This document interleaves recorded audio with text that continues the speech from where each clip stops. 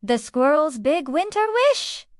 Squeak was the smallest squirrel in the Whispering Forest, but he had the biggest heart and the busiest paws. All autumn, while his cousins played tag among the falling leaves, Squeak had been working. His cheeks were perpetually puffed out, and his paws were stained brown from handling thousands of acorns and hickory nuts. His winter cache, tucked deep beneath the roots of the ancient maple, was absolutely bursting. The first frost had dusted the meadow, and Squeak knew the great snow was coming soon. This meant it was time for the final, most important ritual of the forest: visiting the Wishing Willow. The Wishing Willow was enormous and sparkled year-round, not with ice, but with tiny flakes of ancient, stored summer light. Every creature visited it to make one big wish before the long winter sleep. Most wished for sweet dreams, or perhaps a bigger pile of nuts, but Squeak had a different worry. Squeak had a dear friend named Old Owl. Old Owl lived high in the tallest spruce and was the wisest creature in the forest.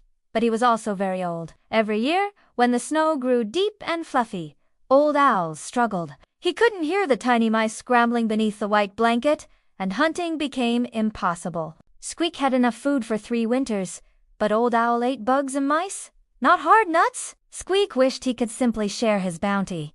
But how could a tiny squirrel hand nuts to a wise, giant owl?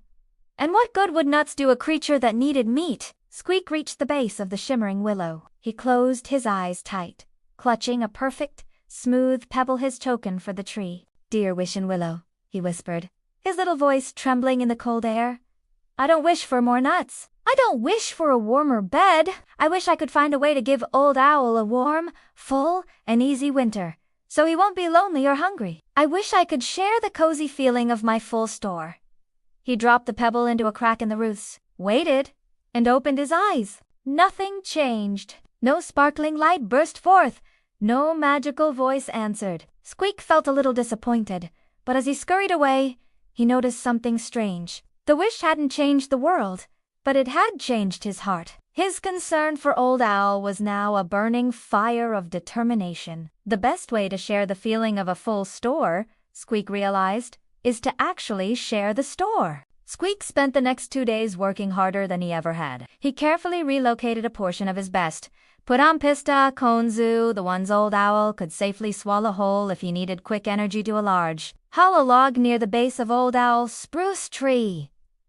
He didn't stop there. Knowing the snow would cover the ground, he covered the log opening with a piece of flat bark and made a secret path. He used bits of moss, brightly colored pine cones, and 3 distinct, shiny white pebbles, a nod to his wish to mark a hidden trail that only a keen eye could follow from the owl's lowest perch down to the cache. On the 3rd night, the great snow arrived. It blanketed the forest in silence, and Squeak curled up in his den, feeling warm and safe. The next morning, the snow was deep. Squeak heard the telltale sad hoo-hoo of Old Owl.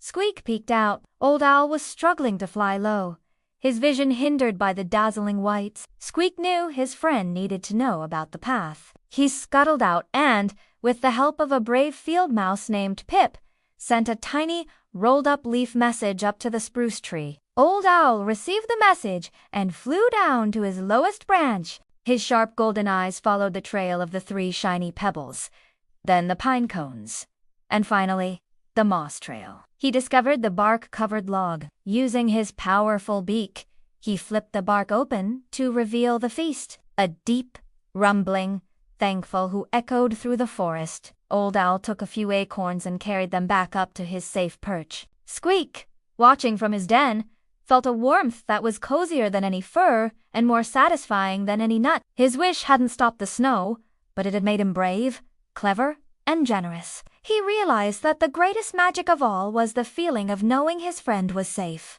and that, he decided, was the sweetest winter comfort of all.